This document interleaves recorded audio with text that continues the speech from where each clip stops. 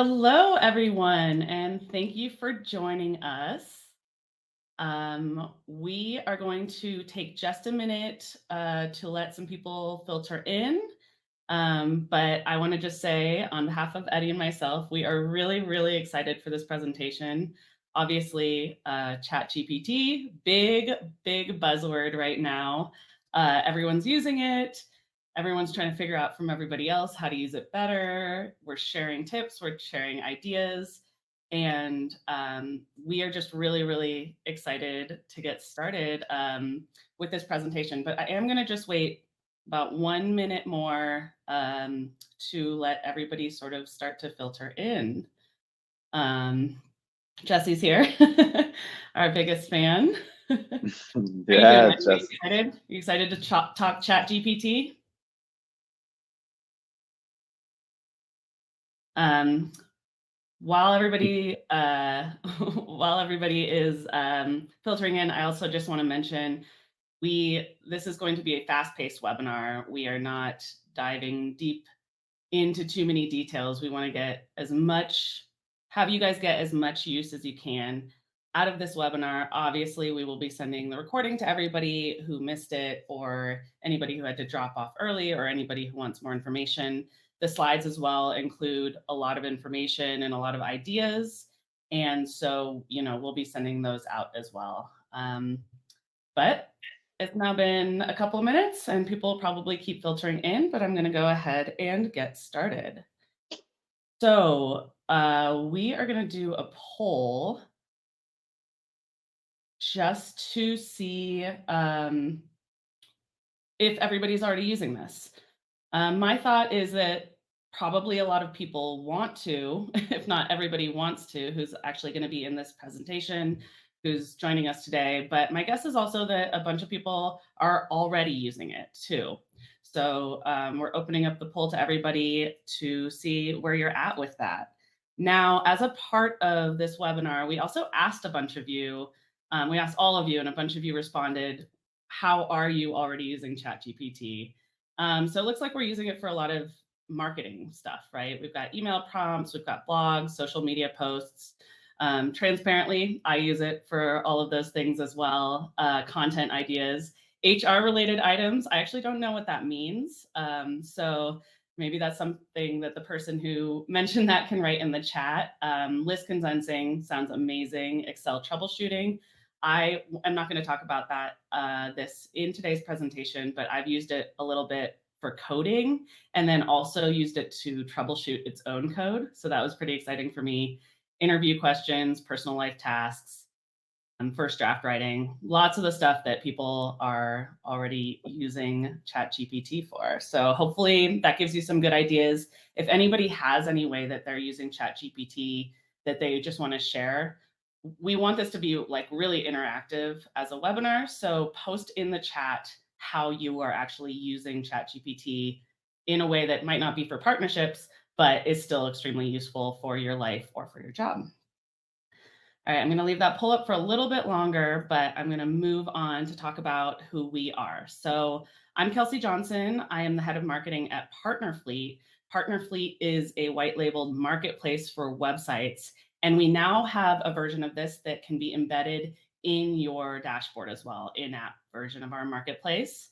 Personally, I have been doing tech marketing for about 9 years, and my obsession is trying the new stuff, right? Trying new platforms, trying new tools, trying new tips. So I hopped on ChatGPT about as soon as I could. Eddie? yeah. Hey, everybody. For those I don't know, my name's Eddie Patzsch. I'm the CEO and co-founder at Partner Portal. Partner Portal is a modern way to manage your partnerships, manage, track, educate, pay your partners, and measure them. I've been in the B2B software space my entire career, mostly on the revenue side as an individual contributor, and then some sales leadership. I'm excited to chat with you today about this topic. It's very exciting to me. Also, there's just what I find is there's just so much noise about all the things you can do that it can be overwhelming. And I think what we try to do in this presentation is package it up specifically for partner teams, partner managers, partner leaders, give you some examples and some things to think about that you could put in action today. Awesome. Yeah. So excited to be doing this with you, Eddie. Same. So let's talk about why we care about ChatGPT, specifically on partner teams and as partner leaders. So obviously, there's this overarching theme right now, which is increased expectations to show not only create revenue, but show revenue, show your results, prove that your department, your job is worth it to the bottom line of businesses. What you're doing really matters, and everybody that we're talking to is seeing these accelerated timelines. And then at the same time, we're also seeing layoffs. We're seeing understaffed teams or teams that were already understaffed losing team members, people transitioning for whatever reasons. So basically, fewer partnerships people with higher expectations, right? And so if ChatGPT and if some of these prompts can help you just get like 20% more efficient, that can be the difference in complete burnout. It can be the difference in providing more revenue, in doing things more efficiently, and just hopefully being kind of happier at your job and being able to be more successful. ChatGPT, we all know it. It's according to itself, it is a super smart talking robot that can chat with you about anything and give you awesome answers. We talked about different AI platforms and why we're talking about ChatGPT specifically in this webinar versus a lot of the other options that are out there, whether or not they're built with ChatGPT behind the frame of it. And the reason we chose ChatGPT is, first of all, it's free, it's universal. Most of the information that you can find about AI and interacting with AI is about ChatGPT at this point still.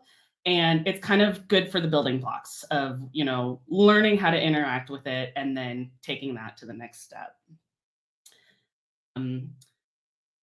Touching a little bit on 3.5 versus 4. 3.5 is the free version. It's amazing relative to what we had before it, which was basically nothing. But all of the platforms that I used to research this webinar and the blog posts I wrote and everything are like, just go ahead and go for 4. So we'll cover it a little bit.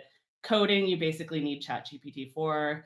It is supposed to be able to have critical thinking versus just sort of responding with the knowledge that it has. We've seen, different results to this. Eddie's going to talk about that for a second. It's $20 a month. You only have 25 questions every 3 hours. I haven't yet run into that limit, although I'm sure some people who use it more than I have.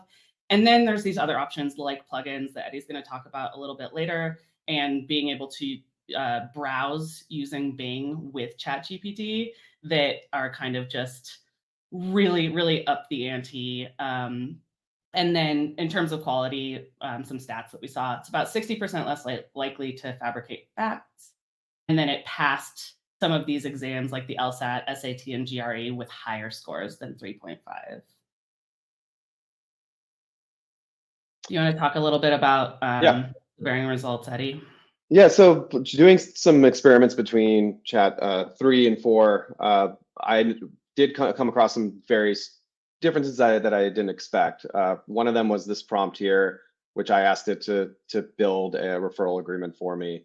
On 3.5, it actually prompted me to give more details around what the referral program would look like, to then influence what the NDA/referral agreement should include. Whereas GPT-4 did not have that prompt. So it's not always apples to apples. It's not always a guarantee that GPT-4 is going to be your better option. A great way to test and play with it, whether you're building internal tools or external, is the Versal AI Playground.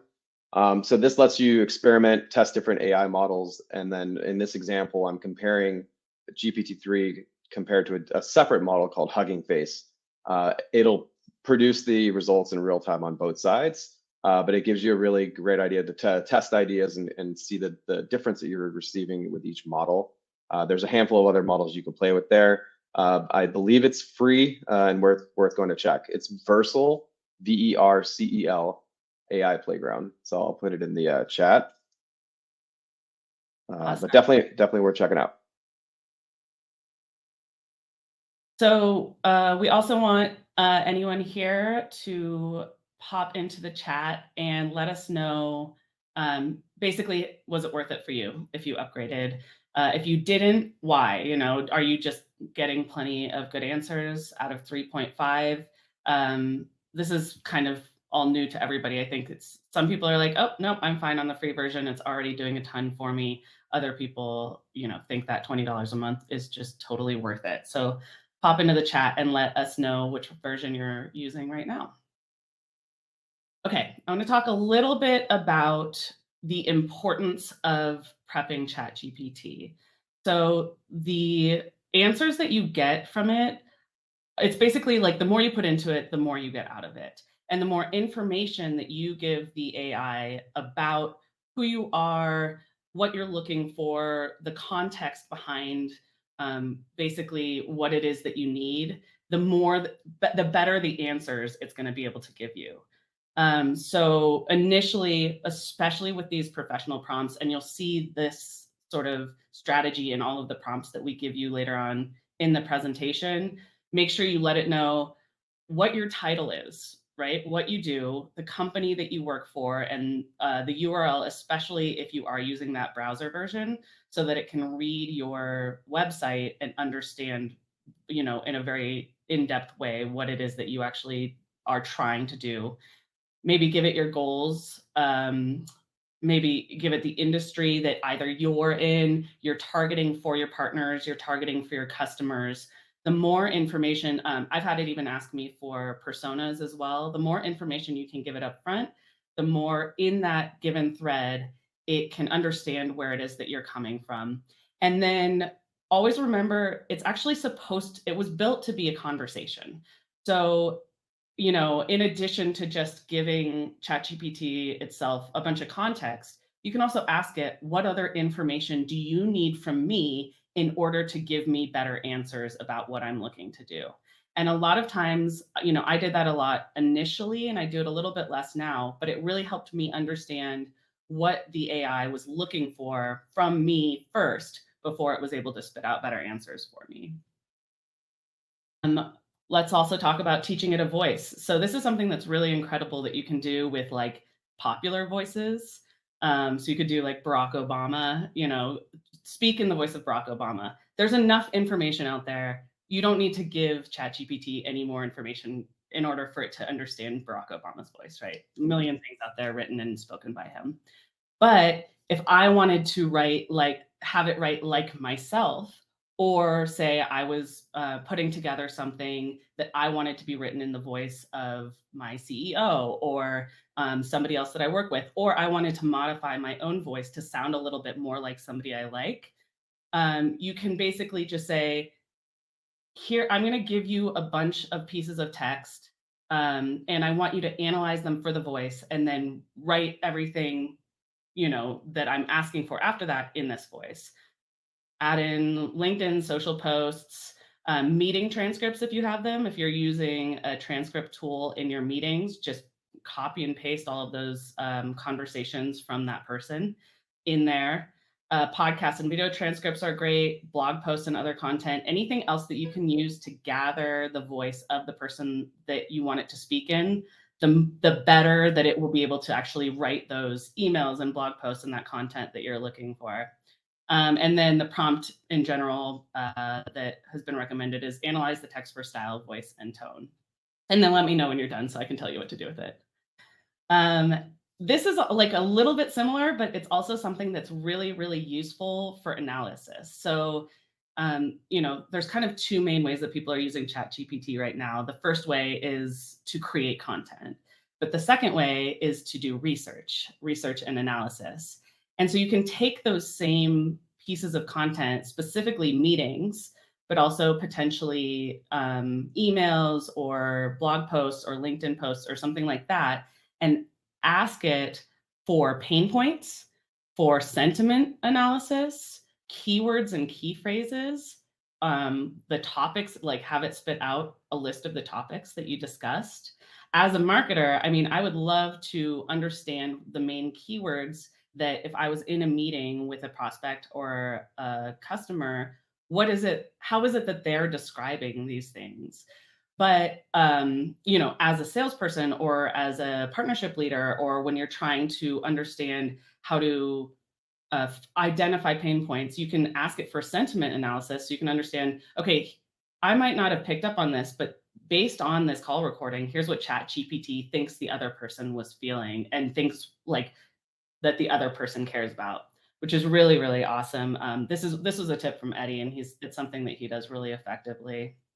Yeah, we used it in in a recent partner call where we spent about an hour talking to our partner for the first time, and we wanted to kind of summarize what the pain points they were feeling for us to then put together kind of our next steps. Another thing I'd add to some of those points that Kelsey had there, uh, I think Jesse Shipman actually really recapped a lot of that nicely in a LinkedIn post the other day, where she talked about speaking to ChatGPT as if it was a person. I think she went as far as saying she closed her eyes and imagined it was a person. Nice, but the idea of really interacting with it and developing that voice, where I think it's a learned skill that we're all kind of figuring out together. And so far, there's not like one exact way to talk and interact with it, but what we're learning from our own research is that some of these parameters and data points are definitely helpful. Awesome, awesome. And I just for my personal experience, I was actually hanging out with Jesse Shipman last night, the secret third person on this webinar, and I noticed that when she interacts with ChatGPT, she says please, and she's very polite to it, and Yeah. I'm very direct with it. And so pop in the chat whether or not you engage with it in a polite way, like you would talk to a person, or whether you're just very direct. Like I would be. That's something that's very interesting to me. Marissa's saying she usually says please and thank you. Maybe that one's on me. I'm Kelsey, being rude to the AI. I'm gonna pay for it in the future. always polite. Yeah, you never know what's going to happen. It's true. A couple of little things. So this is something that you can use once it's already spit out a prompt for, or it's already spit out an answer to your initial prompt. You can use some of these things to modify it to make it better. If the content's pretty good, but it's just too long, it's too verbose, it's just, you just want to make some little modifications to it. These are some of the things that I use the most, which is rewrite it in professional, I often say conversational or casual voice. These are just a small handful of the voices that you can ask it for. You can say rewrite it in Obama's voice or rewrite it in the voice of a caveman, but for professionally, this can be, pretty useful. Reduce the size. Just write it again. Sometimes I just have it write it again for me, and it's better the second time. Ask it, what do you need from me in order to do X? You can ask it to spit things out for you in table format so that they're easier to parse through and understand. And then, just start to have that conversation. This is another thing I'd love to hear from people in the chat, and we'll shoot out some of these answers on our email after the fact. What are some of those tiny little modification prompts that you're using in order to make the answers that you're getting better? All right, let's hop into partnerships. So we have about 7 of these prompts that we have tried out, have used, have tested against the platform, and that we recommend in addition to using it for a lot of the stuff that you're doing, emails and blogs and stuff like that, specifically for your partnership role. So identifying ideal partner profiles. I'm not going to read through all of these prompts because you can read. It's probably going to be pretty boring. But the most important thing I want to identify here is you mention who you are. I'm a partner manager, or I'm a director of partnerships, or a VP of partnerships. Here's what I sell. It's a CRM tool. You could, have the specific tool if it's popular enough, or you could just mention, here's what it is. Here's what it does. Here's our ICP, right? Businesses with fewer than 500 employees is what I put in here. And then I generally will say something like identify 20 of something, because I feel like I really only like maybe a third of them usually. So in this example, I said identify 20 service partner profiles that we can use to reach our ideal customer profile. and it spit out some really good answers. It had IT consulting firms, digital marketing agents, and it actually, most of these 20 options were things that you probably know and probably could think of yourself, but maybe there's 3 or 4 that you hadn't quite identified, and you can just pull that list and use that when you're doing your outreach for new partners. Prompt 2, a big, we were just at Supernode a couple of weeks ago, and one of the most popular things that people were focusing on right now is getting that executive buy-in. So there's a couple of prompts that I put together regarding that. So same thing, partnerships director for a B2B SaaS company. I'm looking to build out our current partner program and then explain that, and then have it write a business plan for you. This is not going to be the business plan, obviously, that you actually send to your executives, but it's really going to create that framework, like in the same way that you're using it to create a framework for blog posts or emails that you can then go in and modify and make better. So here's an example of what it spit out for us with that. Just starting with the executive summary, obviously there's a lot more here. And then one thing that I found really useful that you can use to actually make that better is that you can have ChatGPT come at you from an executive perspective. So I just plopped in there, partner program for a B2B SaaS company. For the above topic, write multiple perspectives from a group of executives. So CEO, CRO, COO, CMO, it spit out CTO as well, with different viewpoints. And initially, for the most part, all of the responses that the AI spit out for those different executives were positive sentiment. But that's not always what you're going to see when you actually go to propose something to your executive team. So what I said was, bring the perspective from all of these executives in a negative way. Tell me what they would say if they didn't like this program or didn't want to support this program. And what that did was it spit out all of these opinions in the voices of those executives that I could then go through, and I could come up with reasons before I even pitch to them, why I can address all of those points that they have that are negative points against the thing that I want to pitch. And so this is something that I really highly recommend if, for any plans, for any pitch decks, anything like that, is to have the AI embody the people that you're pitching to so that you can learn the way that they think and better be prepared to actually present to them. I'm going to let Eddie take over now. Cool. Yeah. So some of the examples Kelsey just went through where it was leveraging GPT-4, but it was not leveraging the new plugins and the ability to incorporate Bing into your results. So if you're on 4 and you go in and you start and compose a new window or a new chat, you'll see the option to access the plugin store. I can imagine this is going to become a very significant part of their business and the revenue model. For now, there's maybe a dozen that are in there. A few of the ones that I thought were interesting, one was just being able to voice to AI, also learn a language alongside GPT. You see Expedia and Kayak there. And then on the actual, I think it's on the previous page, the Zapier integration and just being able to pull that plugin directly in. So a couple of the prompts I'm going to go through are when you incorporate a plugin and you're getting the real-time web results into it, how you can also help yourself as a partner manager. So the first prompt we'll go through, create and improve copy for your directory listing. So this is just enabling a plugin that is looking at real-time web data. And like we kind of talked about, establishing yourself as the channel manager, talking about how you have an existing tagline that you want to summarize.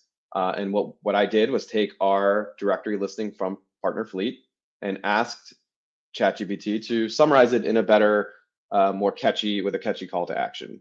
And so the results for me on the next screen here, based on the information, it gave me a couple sentences. It gave me something to use in terms of a catchy call to action at the end. And this is just a very basic example, but it could be used in a much broader, expansive way. So if you're just getting listed in AWS for the first time and you have a broad offering and you have to keep it into that simple headline, easy way to leverage the data and go along with that.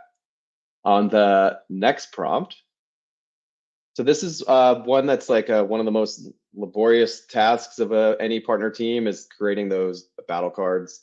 So for bringing on a new partner and you want to create battle cards to put in the hands of the salespeople at that company. So talking to GPT, we recently added new partnerships. Please build a one-sheeter that summarizes the newer features that we announced in a blog post. This should include a header, a summary, and bulleted highlights. And so you have the option here to either take a marketing promo video that came out from the marketing team talking about a new feature or a demo video, or you could just copy the entire transcript of the actual blog post and hopefully on the next screen with some direction. It's going to give us the kind of the format that we wanted. Obviously, it's not going to be perfect, and we're not at that point, but it's giving me the summary, it's giving me the key features, and I could start to work with that as a baseline. And so a lot of people talk about how, you know, I didn't get this right, or I have to be really careful with the data that it's giving me because it could be illegal or because it's incorrect, and that's absolutely true. Like everything needs to be vetted. But when we talk about having productivity increase of 20%, I'm starting out with this baseline. I have the framework of a battle card that I can work with and continue from here. For prompt 6, this was drafting a partner newsletter. So this is just, I want to make a quick announcement or update to my partners, and I want to be able to summarize some of our wins.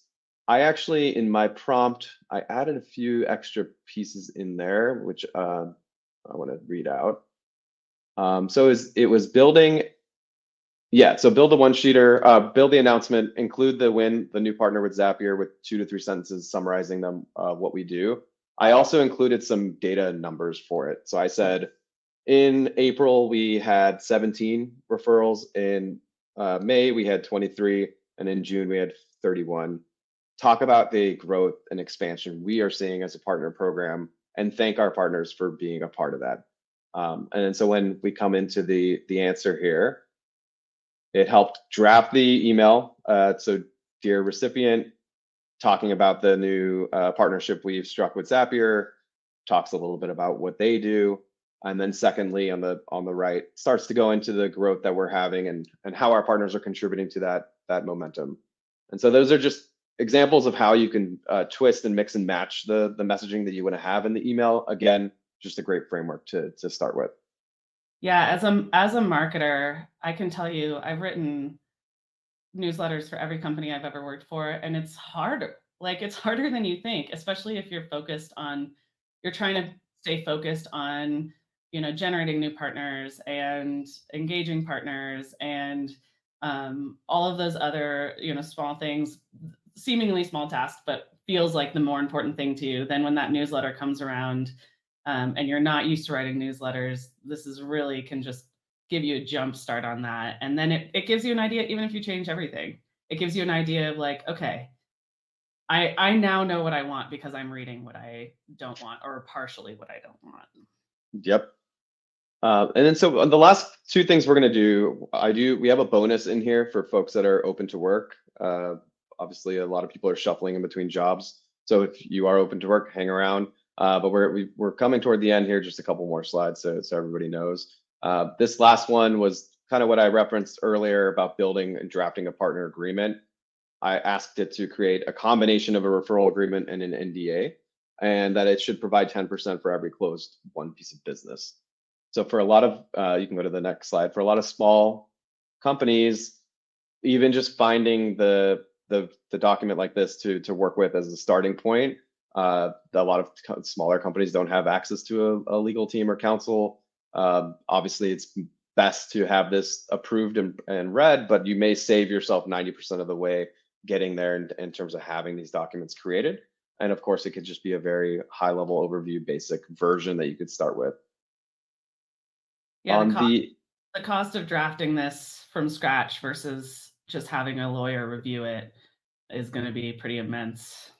Yes. Speaking of personal experience, this is true. We talked about Versal's AI Playground, so I actually want to skip that. We talked about it earlier. I meant to take that out.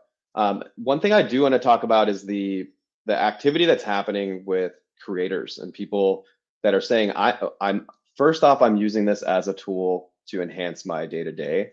But second, people that are starting to build internally for themselves to even better their own business and enable their partners in other ways. So a couple examples here. We at Partner Portal are building our own mutual action plan generator where after I get off a phone call with a partner, I drop in the transcript into the meeting notes there. And we're starting to spin out mutual action plan generators with prompts and inputs that are giving us a timeline to work with that partner. This is a great way for us to help ourselves, but also we're thinking about putting this into the platform. And so these are things that start to become really interesting when it's not just a day-to-day helping tool. It's actually enabling and helping on a bigger scale. There's a person I want to call attention to who is her name is Lilia Schnei. She's a friend of mine in Finland, and she's doing a build in public where she's basically come up with 100 different tools that she thinks would be helpful in the B2B world. And she's a non-technical founder who has started to learn how to code and is building now up to about 10 different tools. If anyone wants to get into that piece of the game and you want to start building on your own and like getting like your hands dirty a little bit, definitely follow her. She's got some really good content. So I wanted to make sure we put her in here. Yeah, this is something we aren't diving too far into in this actual presentation, but I know how to code about 0.05%. I've taken like 2 JavaScript courses, and I was able to use ChatGPT 4 to spin up an ROI calculator for myself that, I haven't implemented. But it's really empowering. So even if you don't feel like you're a coder, you don't feel like, you know, you feel like that's above you, it's not. You could even maybe know zero JavaScript at all or know zero code at all and just go into ChatGPT and say, I want you to build me a calculator. I want you to build me a, dynamic checklist or something like that. What do you need from me in order to build this for me in a way that I can use it? And starting to play around with it in that way is something that can really empower you and allow you to make something super cool without leaning on any engineering resources. 100%. Yeah, it's one of those things also because so much of this is open source. When you go into tools like if you're in GitHub or Versal, you're grabbing the copy and the template is already started and just gives you like an easy framework. Talk to GPT, tell you what tweaks you need to make, but you could start building your own tools, especially those like redundant tasks that you're doing internally. Totally. All We right, just so we're gonna wrap up on the bonus. So did a little research on this area, totally separate from partnerships, but it's still helping people in partnerships. So the two that I want to call attention to, one of them is usemassive.com. What this does, they actually aggregate all open job listings across mostly software and SaaS companies. And once you set up what your profile is and you upload your resume, you will be allowed to go and queue up 50 applications a day, and the machine will go and apply for you. So it's vetted out by recruiters on their side, but you'll wake up the next day and you will have applied to 50 companies that fit in your key like target search. I thought that was a really great use case for being able to automate a busy task. The other one is loopvc.pro. This one will actually find your contact or find the hiring manager and not just apply, but also drop them into a sequence where the recruiting manager or the hiring manager receives an email from you directly. So another way to have that personalized touch with being able to do it at scale. And so for all those that are out looking for a job, wishing you luck, but definitely try out these tools. Might be helpful for you to get out there. You can use just ChatGPT itself as well to pop in a job listing and identify keywords and even use it to help rewrite your resume or create cover letters and things like that. So it's really useful to not drain all of your time and energy applying for your next thing. And that is it. We always intended for this to be a very quick, very useful webinar. And we're so grateful that all of you joined us. We hope that you learned a lot. If you want, while we're finishing up, maybe, you had mentioned in the form that you filled out for the webinar, ways that you're using ChatGPT now. If you've got any new ideas of the ways that you might use it going forward, let us know. We do also want to let you know, we don't have this scheduled yet, but we are doing another webinar with Partner Portal and Partner Fleet and actually Superglue coming up in the next month or so. So keep an eye open. We'll send everybody an email about that. And that one's going to be all about automation. We're going to keep it the same way. Really useful, really productive, helping everybody really find good uses for technology and making their lives more efficient and their lives better. But yeah, we appreciate all of you for joining, all of you for sticking around. Do you have anything else you want to mention as we're heading out, Eddie? No, I think we're this good. Thanks for everybody who stayed over. You can email both of us or reach out directly with any questions. We're happy to chat. Yeah, thanks so much. Thank you. Thanks, everybody.